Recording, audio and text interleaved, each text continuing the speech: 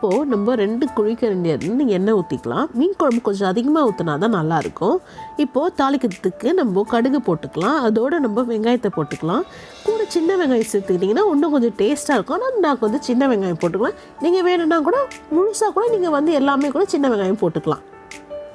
இப்போ அடுத்தது நம்ம தக்காளி போட்டுக்கலாம்.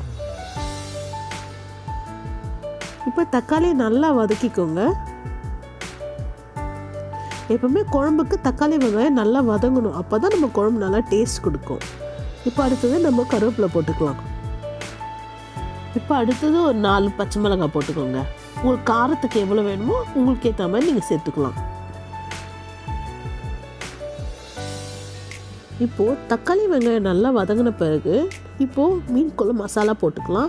சக்தி மீன் குழம்பு மசாலா யூஸ் பண்ணி பாருங்கள், நல்லாயிருக்கும்.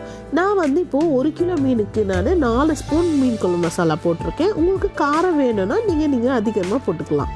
இப்போது இதை போட்டு நல்லா வதக்கணும். நல்லா எண்ணெய் பிரிஞ்சு வர அளவுக்கு. இதில் கொஞ்சம் நம்ம வந்து காஷ்மீர் சில்லி போட்டுக்கலாம். கலருக்கு கொஞ்சம் மஞ்சள் தூள் போட்டுக்கோங்க.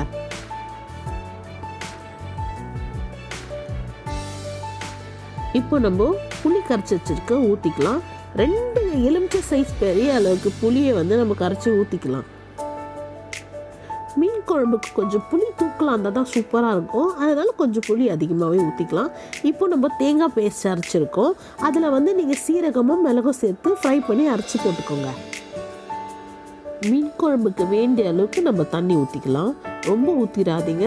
நம்ம மீன் குழம்புக்கு 1 கிலோ மீனுக்கு எவ்வளோ வேணுமோ அது முழுகிற அளவுக்கு தண்ணி ஊற்றினா போதும். இப்போ தேவையான சால்ட் சேர்த்துக்கலாம். நீங்கள் செக் பண்ணி பார்த்துட்டு நீங்கள் சால்ட் சேர்த்துக்கோங்க. இப்போது நம்ம நல்ல புளியோட ஸ்மெல்லெல்லாம் போன பிறகு கொதித்த உடனே நம்ம மீன் போட்டுக்கலாம். நீங்கள் என்ன மீன் வேணால் எடுத்துக்கலாம். இன்றைக்கி நான் வந்து பாறை மீன் தான் எடுத்திருக்கேன்.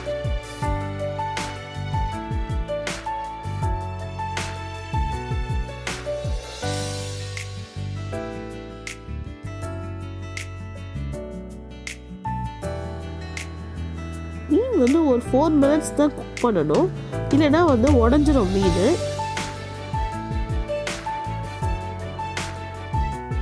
இப்போ நம்ம கொத்தமல்லி சேர்த்துக்கலாம். கொத்தமல்லி எவ்வளோ சேர்க்குறீங்களோ அவ்வளோ நல்லது, உடம்புக்கும் நல்லது, நமக்கு நல்ல ஃப்ளேவரும் கொடுக்கும்.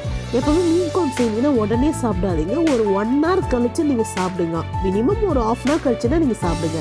அப்போ மீன் குழம்பு சூப்பராக இருக்கும்.